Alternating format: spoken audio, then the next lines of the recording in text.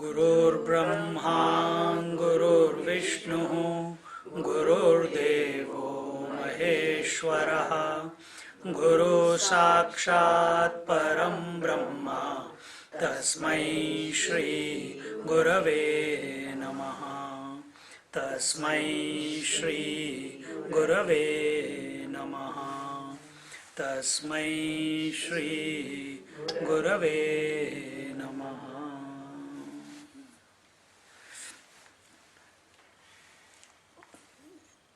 There are two ways of looking at this verse, Guru Brahma, Guru Vishnu, Guru Devo Maheshwara, Guru Sakshat Parabrahma, Tasmai Shri Gurave Namah.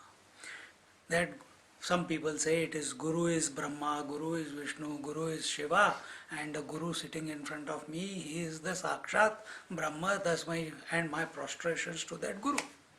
Isn't it? So, where is our focus when we say this way? On the form.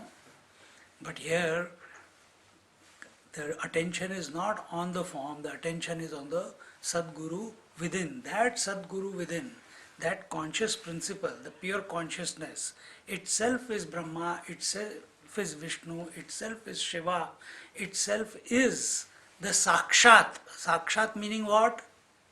Sakshat means what? Immediate. There is no objectivity, that is Sakshat. Aparoksha, direct experience, that is Sakshat. And to that reality, to that truth, which is inherent within me, as the pure consciousness, to that Guru Maharaj, my prostrations. And who is this Guru? First, let's see the Guru. What are the qualities of a Guru that should be exhibiting? And that is very simple. More data comes for the student, not for the teacher. But when we look at the teacher, when we look at the Guru Maharaj, we look at it from our perception is objective. And therefore, because of that objective perception of the teacher, we are ready to condemn that teacher, we are ready to praise that teacher, we give him shabashi, oh fantastic Swamiji, that was great, that was fantastic, oh he's so great, he's so this. We are looking at the form. But this is the angle of the student. Who is this Guru? Guru means that he who is heavier than the heaviest, Anoraniyan Mahato Mahiyan. Isn't it? What is that mantra, full mantra? Anoraniyan Mahato Mahiyan. Just take these two words, subtler than the subtlest and larger than the largest. How can intellect conceptualize something which is smaller than the smallest or larger than the largest? It's not able to do that. This is Guru. What is that Guru? That Guru is the substratum. What is that Guru? That Guru is everything. He is the Paramatma. He is of the nature of Paramatma. He is not other than the Paramatma. Then why do you call him Guru? Well, to Guru you don't need to call Guru. You need to create a relationship with that principle, whether it be pure consciousness or let it be a physical teacher. You want to learn something, you want to surrender to someone or something, therefore you are calling it by a name. But you ask the sun, just like if you ask the sun, thank you for the heat and light, sun does not know what is heat and light. Okay, that I can understand. Thank you, sun, for the day and night. He says, I don't know what is day and night also. Why? It is its nature. And what is its nature? Continuously giving himself entirely to everyone all the time. All the time. That is the nature of the Guru. Just like the sun. Sun never says, oh, I don't like you, I'm not going to give you sunshine today. He doesn't say that. So, the Guru's, one of the aspects or characteristics, if we may use that, is he is self-sacrificing continuously. He keeps giving of himself continuously. From our standpoint of view, if we look at the sun, he is continuously giving it to us. But ask Guru, ask the pure consciousness, what will he say? What will the pure consciousness say or the Sadguru say? That there is nothing other than me. And even that statement will not come out of his mouth. Isn't it? Why? Everything is me. What have we studied in the scriptures? You must have studied that the pure consciousness or the reality or the Lord, whatever name you may, the divinity, the substratum, that reality is the creator, and that reality has created the whole creation out of the material called itself, the reality. Isn't it? So reality has made the world out of reality. And while making that world out of itself, it has not gone out through any loss, nor the world is incomplete. But what is our vision? So Guru's vision is, or Paramatma's vision is, or Ishvara's vision is, or Divine's vision is that everything is perfect, everything is complete, everything is full, everything is as it is, everything is one without a second. And this is a realization, or this can't use the word realization. This is a disposition of the reality, because there is nothing else for the reality to see. Because it alone is. See, when we say that in the space, how big is the cosmos? When we use the word cosmos, how big is the cosmos? Where is the cosmos? It is in the space. How much gross matter, meaning galaxies, so many suns and so many galaxies, planetary systems, if you put all of them together, how much area would they occupy in the total space? You know? This comes in our parables, it comes. How much? Ishavasam vidagam sarvam yat kinchit jagatyam yat kinchit. Isn't it? So take it from space point of view. You are not gone to Ishvara. Take it from space point of view also, which is your reality. How much space in the space is occupied by the total mass? Yat kinchit. From space point of view, there is no air, fire, water, earth or any bodies. From space point of view. See? In our, somewhere in one of the suktams it comes, the Lord says, the whole world is only a dot on the right toenail of my right leg. Yat kinchit. Meaning, it's just minuscule, it's not worth giving any attention. But where are we giving attention? We are giving attention only to the world. And in that world we find a Guru and we give him also the attention. And that's where we get caught up. Either if you want to give attention, then surrender completely and go through the process that the teacher takes you through. That is the only way. But if you want to maintain individuality and you don't, if you have a mindset from the student's point of view, if you have a mindset that you don't want to get sucked in, you don't want to know how that person is or how that teacher is, then how will the growth take place? How will the growth take place? Put the attention on the Lord in your heart That Lord alone, that reality alone, I'll explain it another way. So if reality has created the whole creation out of itself, and that creation is not other than the reality, then you are in your essence is that reality, and that reality has created the whole creation, and in that creation it is to remind itself of what its essential nature is. The reality is bringing the books, reality is bringing the teachers, reality is bringing the Mahatmas. नीचे रख, मेरी तरफ मत रख. See? So it is, by itself it is bringing. You think that we have, one person in Melbourne came, he said, Swamiji, मैंने इसको अपना गुरु बना दिया. I have made this person my guru. मैंने कहा, अहो भाग्य. Meaning, I made him my guru, one person. So I said, I have heard, please correct me if I am wrong, I have heard that guru makes a shishya. But this is first time I am seeing that shishya is making a guru. कि हमने गुरु बना दिया, हमने दीक्षा ले ली, I have taken the Diksha and हमने उनको गुरु बना दिया. मैंने कहा अच्छा, तो फिर बड़ी बात है, very, it's great.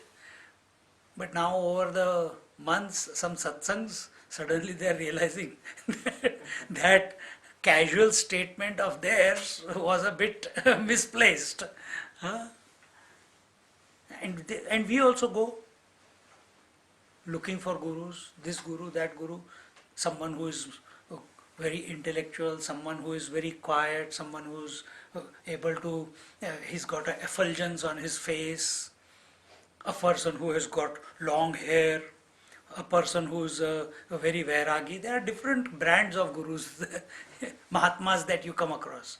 But what is the true quality that we must look at in a Guru Maharaj from in this empirical world, if we are looking at? Understand, first I told you the Guru principle is that. And where can you find that? Where can you search for him? Where can you connect with him? Only within yourself. There's no other way. Let every teacher come into your life by his will, by the divine will, to teach you, take you to the next level. And we must respect that they have come into our life, but never replace the Guru within by anyone else. Ramana Maharshi did, and yesterday only the topic came that majority of the Mahatmas in India, including, take the present day Mahatmas, Ammachi, Sai Baba, Shirdi Sai Baba, Meher Baba, Anand Mahima, Sri Ramakrishna Paramhams, how many of them? Gajanan Maharaj, Neem Karoli Baba. Did they study scriptures? Did they have a guru? Then how come they got realized? And these are the people whom people are after. They are not, majority of the people are not after people who are teaching scriptures. Majority of the people are praying to those Mahatmas who never had a teacher. Look at the where we are caught up. How did these Mahatmas come to realize themselves? Well, very famous one, Ramana Maharshi, never studied any scriptures. How did he realize himself? How did Ammachi, without a teacher, realize herself? Question to be asked, not just madly flow the way the whole crowd is going. That's not the way. The journey to the self, to recognize this Guru principle within you and be that, you have to make some major, you have to look at life as it is. You have to look at your habits, your mind, your idiosyncrasies, your convictions, everything objectively, so that you don't get caught up in it. And the purpose is not, again, you might think, oh, if I look at those, I might get caught up in my mind on again. No, we don't do that. It's self-analysis. But even that will happen if your attention is continuously on this Guru principle. And this Guru Maharaj, he is Sadhu Purush. As I said, he, what was the word? He self-sacrifices himself all the time. Second thing, he forgets and forgives even the most heinous crime done against him. A simple example is our earth. So much we are doing it to her, she does not come back and punish us. See? So imagine how many people are committing the crime or the sin of not remembering who they are and accepting themselves as someone else who they are not. But the Guru Maharaj at the back is continuously, he knows. What is his vision? The good and the bad and the ugly, those who know me or those who don't know me, everything is me alone, And therefore, there is no, I like this disciple or I don't like that disciple. I like this one because he meditates more and I don't like that because this fellow only talks about me more. No likes and dislikes, no preferential treatment. See? And when I am telling you these qualities of the Guru principle within, they are the qualities which must exhibit themselves in the Guru Maharaj outside, who come into our life. So a Guru who comes into our life in a form, if he is a true teacher, he will not allow you to get stuck anywhere. He will not allow you to get stuck anywhere. Because what is the Guru within? What is his vision? Everything is me. So if one thought is saying, oh Guru Maharaj, oh Sadguru Maharaj, you are within, I want to be one with you, I want to be one with you.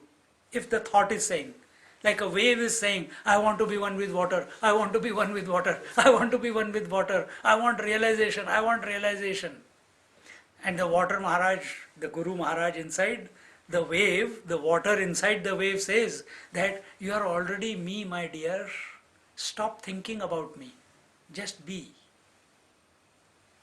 Just be. Stop thinking about me.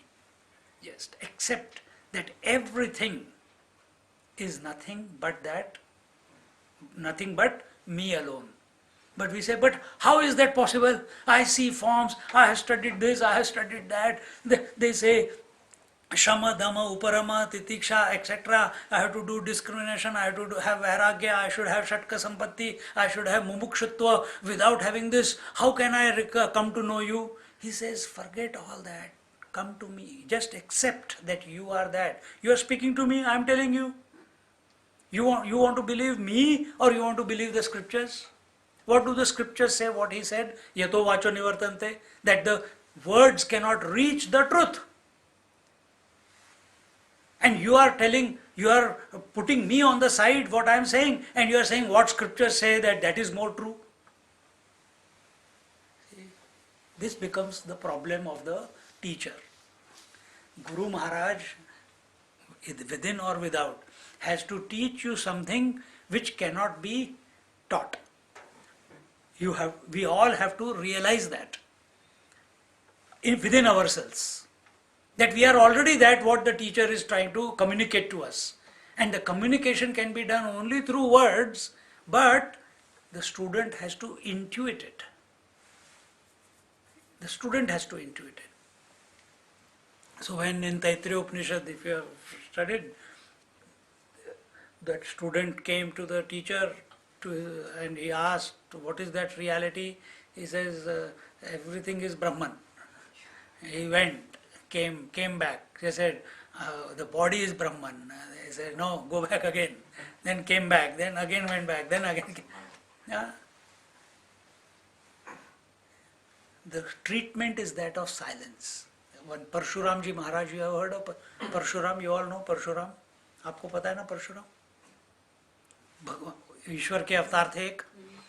तो परशुराम जी भगवान, in Tripura Rahasya there is a book and a text, and our Parshuram ji Maharaj, after Ramchandra ji was born and he got married, he was coming back to Ayodhya along with Sita, and he had broken that dhanush, while stringing it. And Parshuram ji was very angry because he had kept that dhanush with Janak Maharaj. And who is this Kshatriya? Because he had taken a vow to kill all the Kshatriyas. 21 times he has killed all the Kshatriyas on the earth. Himself being a Brahmin. So Ramchandra was going, and he challenged. Lakshmana said something. Eventually Ramchandra ji said, calm down, calm down. Now what do you want? See, I am being so cool. Lakshmana was telling him, you are a Brahmin and you are behaving like a Kshatriya, and we are Kshatriya, we are behaving like a Brahmin. Because Ramchandra ji was absolutely quiet and calm and cool. And when these words, he got angry, he felt affronted, but in that anger he could see there was some truth to that statement. And then he says, how can I test this fellow? He says, nobody else other than Vishnu can hold this Narayana Dhanush. And Ramchandra ji just put his hand forward, and the bow from the hand of Parshuram flew into his hand. And immediately Ramchandra ji put an arrow on it, and he says, you know the rule? He says, what? That once I have put a bow on this Narayana Dhanush, I must shoot it. Tell me, where should I shoot it? In which direction? What should I do with it? Because it cannot go waste. He says, I got one problem. So then Parshuram ji realizes that Ramchandra ji is Vishnu's avatar, and he says, I can move around the planet at the speed of thought. Make me fix, send me to Mandarachal mountain. So he sits on the arrow and he shoots, and he curbs his ability to move everywhere. When he goes there, and Ramchandra says, there you will find your teacher, and you let the Brahman Pravritti come out. And he goes there, and he meets one master. He says, what is the purpose of life? He says, to realize the truth. What is the truth called? Brahman. Then who am I? Brahman. Itna sa. Straight away you say, I am Brahman. You don't know anything. He says, yeah, you are right. I'm just saying it out of my mouth. Your teacher is not me. You go another so many kilometers up in the Mandarachal mountain, there Dattatreya Maharaj is sitting. And that Dattatreya Maharaj will be your teacher. He will instruct you. He goes there. That fellow told me this. I think he doesn't know what he's talking about, but I feel that you are my teacher. He also told me that you are teacher, but I feel. He says, why? No, am I that? He says, no, you are not reality. You are not the Brahman. So he says, then who am I? Without sadhana, can I come to know the reality? He says, no, of course not. He doesn't know anything. Dattatreya Maharaj is saying. So he says, yes, I also thought so. You're seconding my thought, and I think I'm on the right track. So tell me, please, I consider you my teacher. Please tell me what should I do for sadhana? He says, sadhana will be 12 years. He says, and then what sadhana? You go up the Mandarachal mountain, dig some soil, make a murti out of it, and do 3 times a day puja with entire detailed puja, 2-3 hours long puja. So 9 hours gone for next 12 years. He starts. He says, I will provide you the food. Food will come every day once a time. Some milk will come, everything. He does the puja. By the time 12th year comes, he realizes, one day suddenly, out of nowhere, the thought comes. He says, I dug the soil, I made the statue, and then I am praying. Then is the statue more important or I am more important? The moment this doubt came into his mind, he came down to Dattatreya Maharaj. Dattatreya Maharaj, wait outside. He wanted the solution. Eventually he was allowed in, Parshuramji. He says, this is my duvidha, what do you call? Conundrum that I find myself in. He says, good, at last it has happened. What has happened? Then who am I? What is more important? The statue or me? He says, of course you are. Then who am I? Brahman. That's what that fellow told me 12 years ago. Except Dattatreya Maharaj, I am making a joke of it. Accept it now or another 12 years you will go to the... So why do we do this? Why we are propelled from within to feel the joy. Every person, you, me, everyone. But our direction, as you all know, it is extrovert and we are seeking it from there. A Guru Maharaj from within is again and again on a daily basis telling you, I am within you. That's why you go to sleep every day. Where do you get most joy? In sleep. You don't get the intensity and the depth of bliss that we experience is when we are closest to our own Guru principle, which is in sleep. We never feel that intensity of bliss when we are moving out in the world. Never. And it is even very ephemeral. For one moment we'll experience, next moment it's gone. But in sleep at least 2-3 hours we are, we don't know it, but it is deep. See? If we can, so what is the purpose of teaching? What is the purpose of the teacher in our life? What is the purpose of teacher in our life? Only to remind ourselves that we are already perfect. We are already perfect. We are already divine. We don't have to search divinity. We have to accept it. That we are that. See?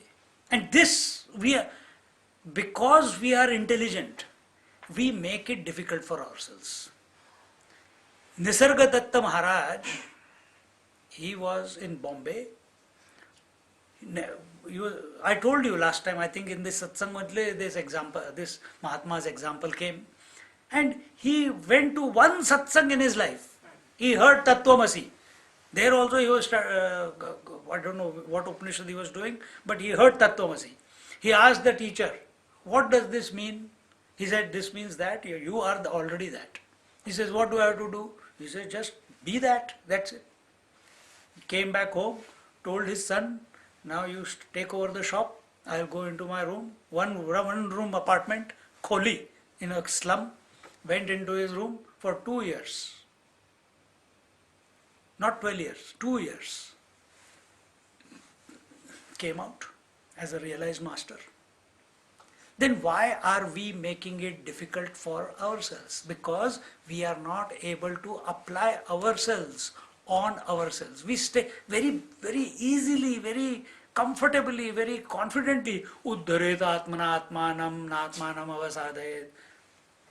Meditate on the self, by the self, in the self. And then, but how do you meditate? It's very easily said, in the self, by the self, for the self. But what is the process? There's no process.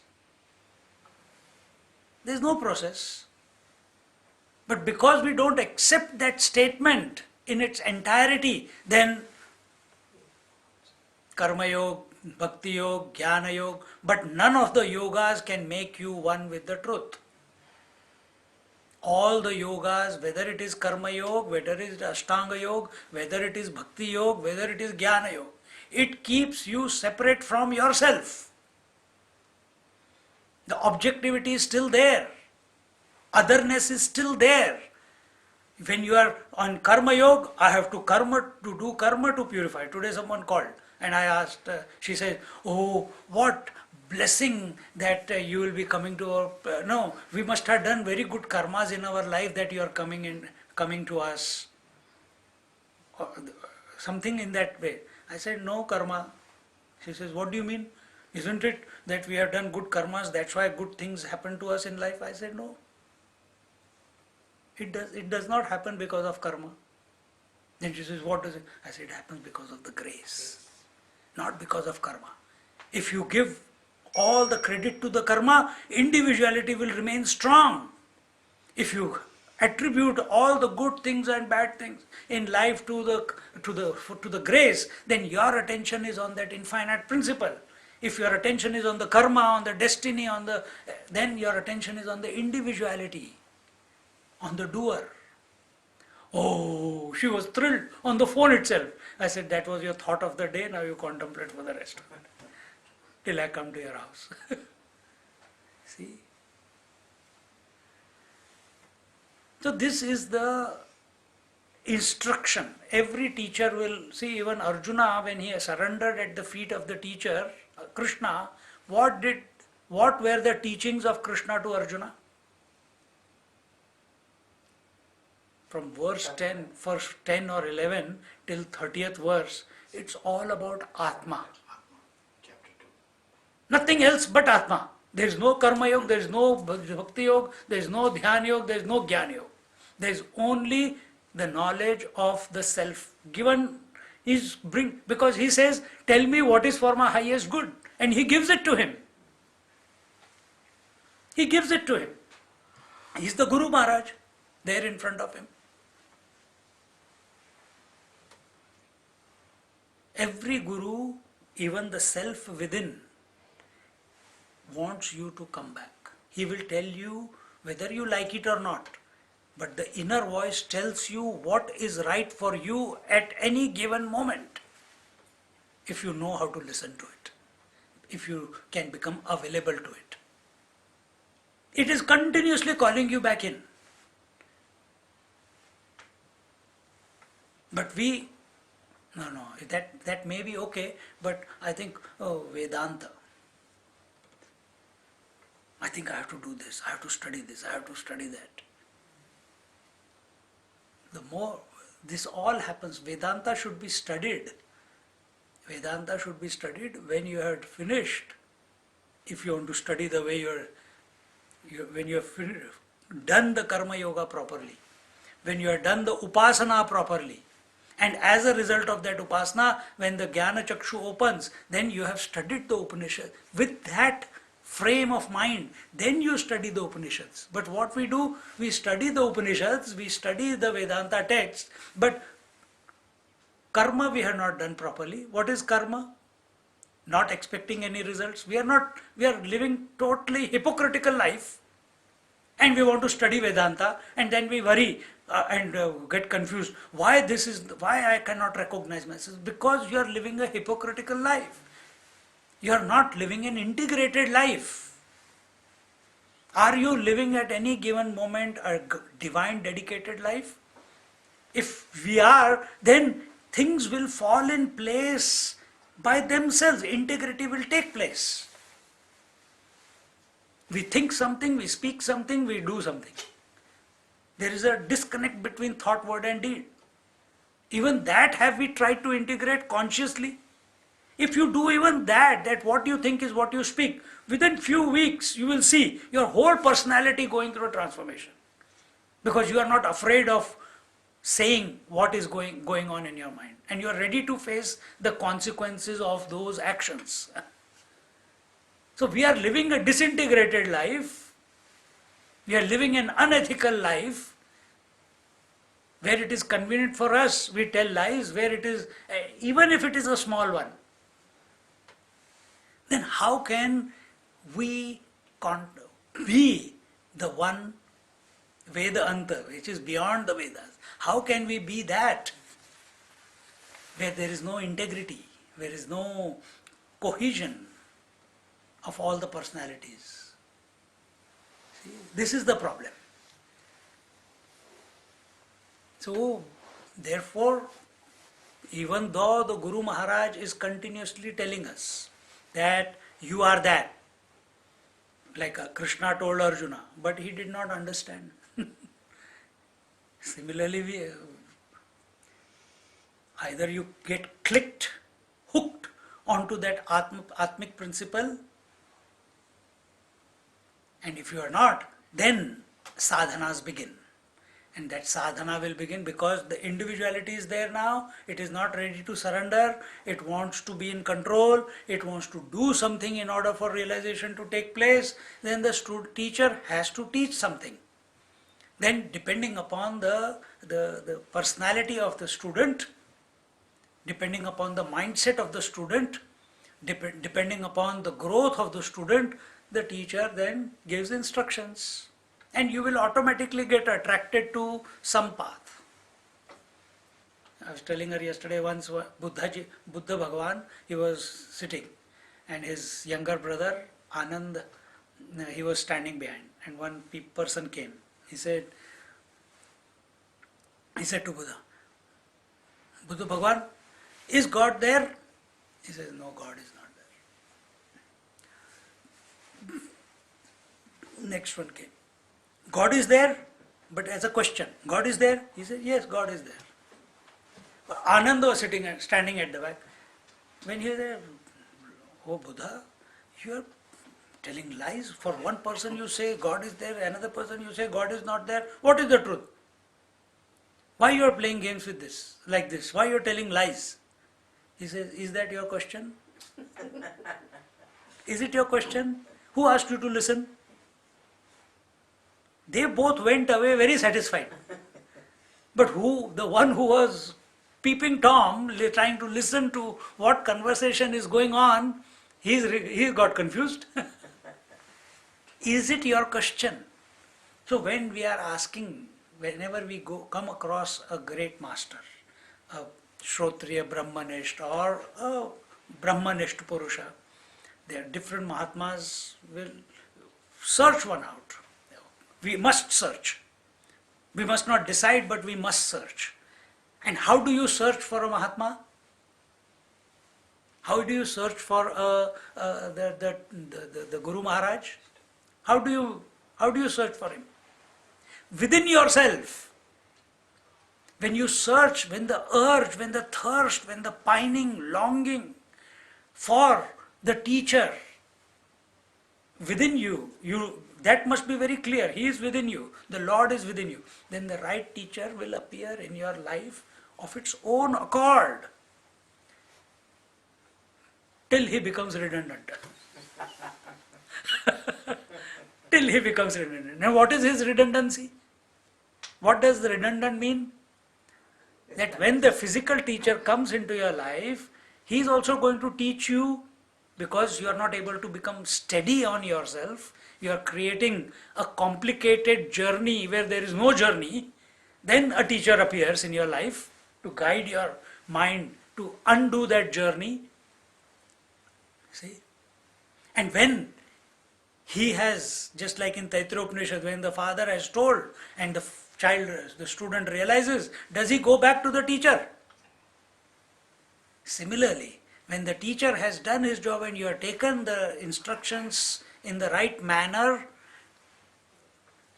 see and when we listen to his words and we apply his words, and what are his words talking about? Everything that he is saying, everything that the scriptures are saying, every verse is about going back to the Guru principle within. When Guru Maharaj outside has done that, the word I used was, he becomes redundant.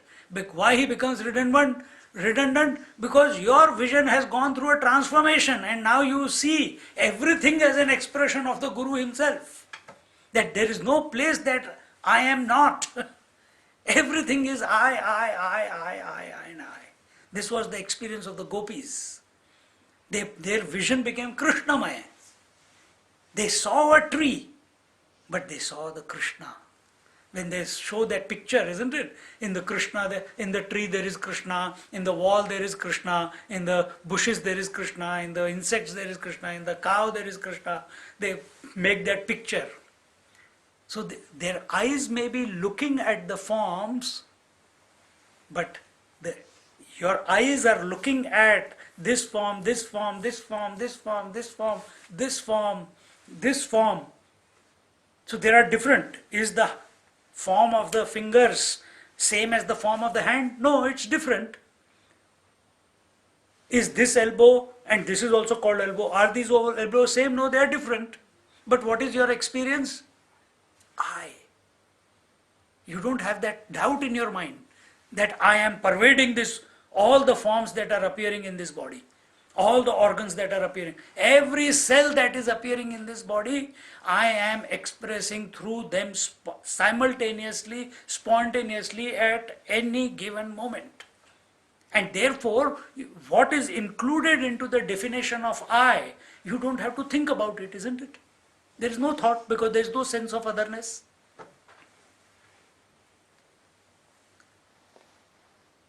And a Guru Maharaj, a physical Guru becomes, when his instructions mature within you, this is the transformation in the vision.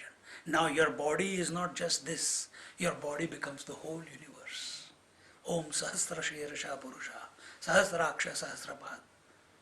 Then your vision is you are seeing the entire cosmos, but your experience is what? A thought-free experience is I. Do you say, when you look at this hand, do you say I? No. You don't have to say, this is my hand, I am expressing through that. You don't have to say, it is your experience. It's your direct experience, isn't it? That becomes the experience of Mahatmas. When they look at you, they say, they experience themselves. They don't see, there is no difference in their vision. There is no sense of otherness in this vision. See? And if we can come to that, and that can only come about when our attention is on the Atmic principle, on the conscious principle. Answers are not in the book, answers are not in the people outside. Answer is always in the Atmic principle. And if a teacher has come into your life, if that teacher is without beating about the bush or whatever approach he takes, but every satsang, if he is bringing your attention by listening to him, your attention is coming back to this Atmic principle. Hold on to the feet of that teacher. Because such a teacher will not demand anything. Does the sun demand anything? Does the ocean demand anything? Does the earth demand anything? Does the space demand anything? Does the air demand anything? They are only giving, giving, giving and giving. See? Bring your attention to that principle, which is your essential nature. And it is of the nature of Tyaga. It is of the nature of Vairagya. It is detached from everything. It is self-established. It is eternal. It is all loving. It is most compassionate. It is of the nature of bliss. It is ever pure. Nothing can, even though out of it the entire differences, multitudes have come out, yet it has not become corrupted. It remains free. It remains independent. And you are that. Don't forget that. Apply it subjectively. The problem of the teacher is, he has to teach something which is subjective in an objective manner. And the problem of the student is, he is trying to understand the subjective through objectivity. So when sometimes you must have come across, you must have also asked some Mahatmas, do you know yourself? What can you answer? What can a Mahatma answer? If he says yes, he is wrong. If he says no, also he is wrong. Both ways he is wrong, isn't it? Because subjectively he knows he is. Objectively he doesn't know. He can never know, isn't it? So the mind can never know the subject, and the subject is always. Subject knows itself in spite of the mind. And to this end is our journey. This is why the Guru Maharaj, the Lord in the visions, or the various teachers who come into our life at different stages of our growth process. Even though there is no growth, but we will, because we are caught up in it, so we say different during the growth process. They come, we learn, we must apply it subjectively, then you will see the difference. You will see the transformation within you. See? And when it becomes even more difficult, but I understand whatever, it is not clicking. If it is not clicking, start doing. Doing what? Doing what? Doing karma in the right manner. Doing japa in the right manner. Studying the scriptures in the right manner. It's all doing. And if you do in this right manner, purification will come. Now, because why it is not clicking, then some answer has to be there, isn't it? See? As I told you before, majority of the Mahatmas, the world famous, the popular, they never studied scriptures. I'm not trying to say that don't study scriptures. I also teach scriptures, but understand that. Say that again. Shirdi Baba. They never studied scriptures. Then what did they do then? That is the question. They had faith, they had shraddha, they had faith that the truth is within me. Bhakti, they had devotion towards that principle which is called life, which is expressing through them. Third, they meditated upon that continuously. They did not collect information. Who is this I? Why you have to ask who is this me from the books? Why you need another person's opinion about you? You are a fool or what? Why you need scriptures to tell you in all different ways and then get confused about yourself? No, but am I one behind eyes, or am I behind the stomach, or am I Sahasrashisha Purusha, or am I the one of the birds on the tree, those Suparna? Why do you need someone else, whether it is book, whether it is experience, whether it is a person, whether it is God also, to come and tell you who you are? Don't you know that you are? Then meditate on that conscious principle. Ramana Maharishi studied the scriptures afterwards. Satya Sai Baba spoke about the scriptures without having studied any scriptures. Ammachi talks about the reality. Spontaneously it comes out. Spontaneously it comes out. Because she is connected with herself. She is established in herself. They did not need anyone else.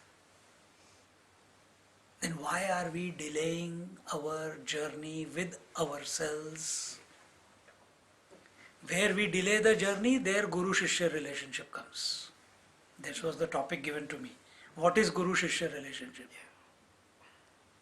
So if you consider yourself, you can't say, Acha, Guru-shishya, the Guru is everywhere, so I am the Guru. You can't say that also.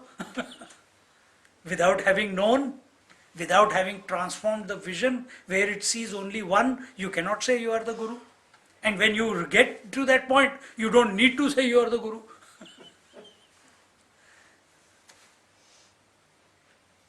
Now, enough of this.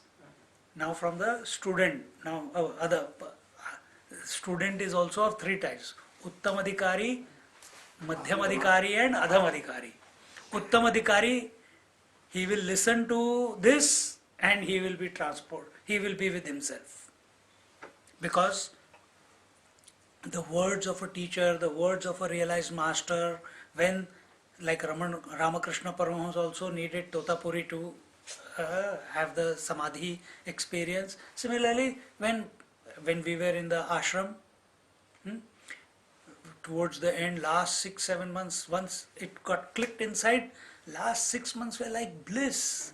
We wanted to continue sitting there for the rest of our life at the feet of our Guru Maharaj. We didn't want to go. See? So the other day, last time when Swamiji came, We were in somewhere, we were walking, and he was watching, and because I'll sit in all his lectures, for whole month I'm sitting. He says, what do you find? Don't you get bored listening to me? The same jokes they come out, and same thing I'm telling, this way, that way, whichever it comes out all. I can understand they hear me after so many months, every once in a year. But you are listening to me from Melbourne, Sydney, New Zealand, Coffs Harbour, and you still sit and watch and listen. And what keeps you? He's checking me out. I said, Swamiji, I'm just nothing. नहीं बताओ. I also अभी कम नहीं हूँ. I said, नहीं Swamiji, it's I enjoy. नहीं tell me what you enjoy. I said, when sometimes it becomes difficult. Sometimes when we are in the world, I'm practicing I'm organizing all this, or tickets and this and all that. So my attention is on the world. But the moment I listen to your voice, it grounds me straight away. It's like it takes me back into those. It's not a memory, but it triggers something. The disposition that we had in the ashram. The moment your voice, it is not just mechanical voice. It's a sweet sound for me. I can never get tired of listening to it. The moment I started, hey, kafi hai. Enough. Enough. But those are the qualities that you need to cultivate.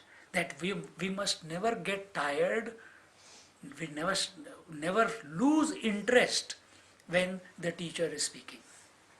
We must be absolutely alert. And that alertness must be with a bent towards the subjective. Because what the satsang is talking about, the topic is not about the world, it is about the self. So our disposition is very necessary, our attitude is very necessary, our preparation, whatever is preparation is required to come to a satsang, we should have done that. So before a satsang or when your Guru Maharaj is coming, don't keep so many things of the world in your mind. Swamiji says, come and sit down. No, Swamiji, I'll just wash the dishes and then I'll come.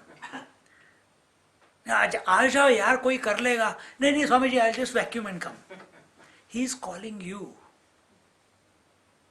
Suppose he's calling you. You must listen. When Guru Maharaj is there, you must become the kamandalu. Kamandalu is the water in the pot. Whichever way he walks, it has got no choice. So have no individuality in front of the teacher. Then unfoldment from within is possible.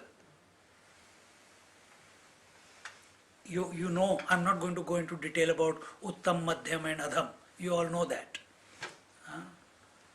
So this type of, from the student's point of view, then from our Vedanta point of view, if you want to, what are the qualities of a student? Oh, he must know, he must discriminate between the real and the unreal, he must have vairagya towards the world, he must have shatka sampatti, shama, dhamma, uparama, titiksha, shraddha and samadhan, and he must have intense desire for liberation.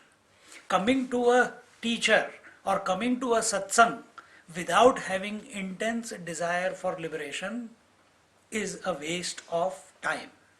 Don't waste his time, don't waste your time.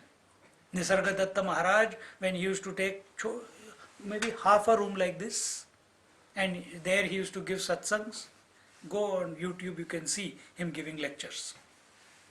He's giving lecture, and if after 5, 6, 7 days, he will allow, if you come first time, he will allow, then he'll ask you a question. If you can't answer, he'll give you one more chance. After that, he'll say, get out from here.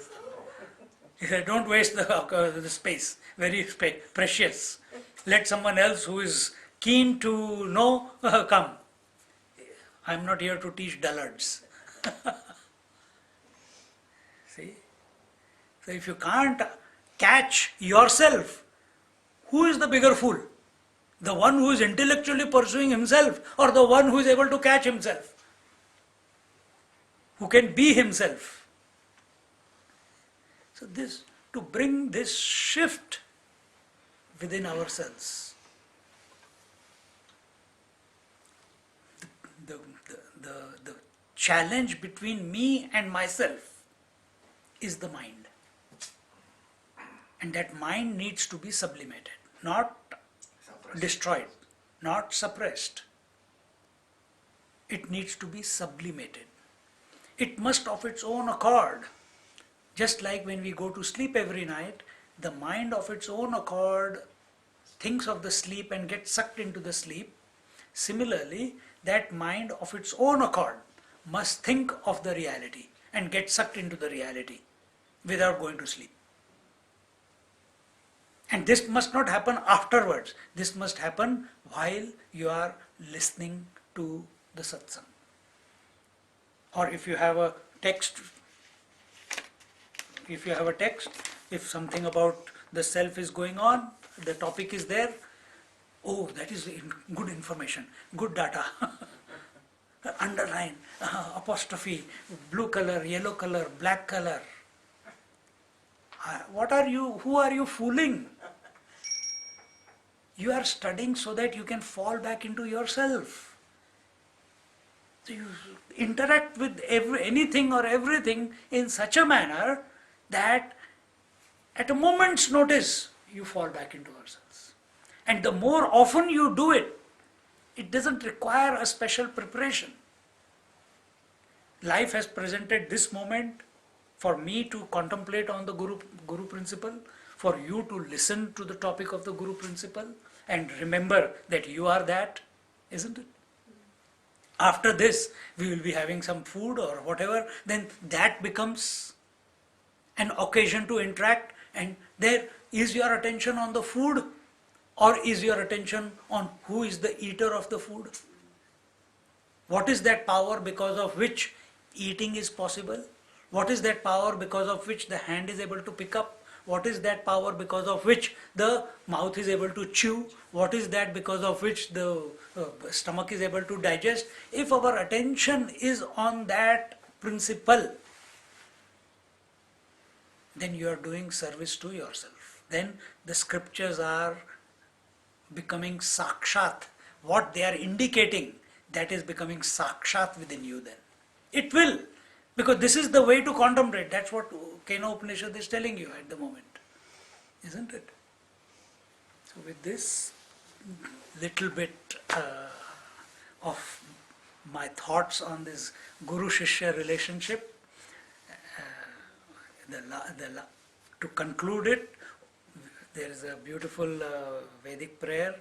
Om Sahana Vavatu Sahanau Bhunaktu Sahaviryam Karavavahai Tejasvinavadhitamastu Ma Vidvishavahai. Om Shanti Shanti Shanti. May the teacher and the student come together. May they put maximum efforts from each side.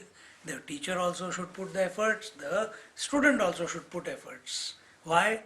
The teacher should teach in an uncomplicated way, and the student must learn in an uncomplicated way, and must grasp it without any doubts. And in the conclusion, let there be no animosity between the teacher and the student. And this principle of teacher and the student is reflected. The self, the conscious principle is the teacher, the mind is the student.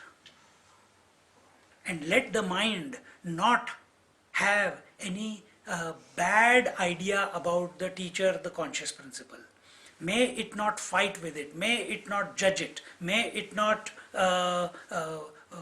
be biased towards it. May it not forget it. Because that's when the problem will begin.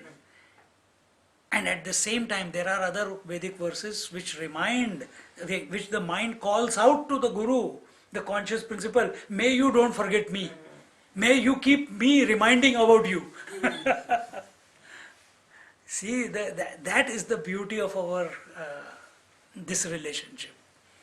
And what relationship is there inside between the mind and the conscious principle, that will start reflecting out of you in your daily life spontaneously with everything.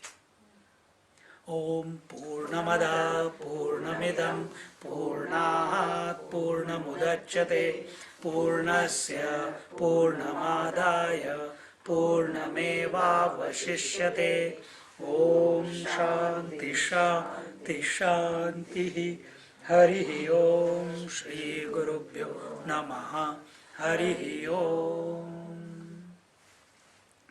बोलो सद्गुरुनाथ महाराज की जय।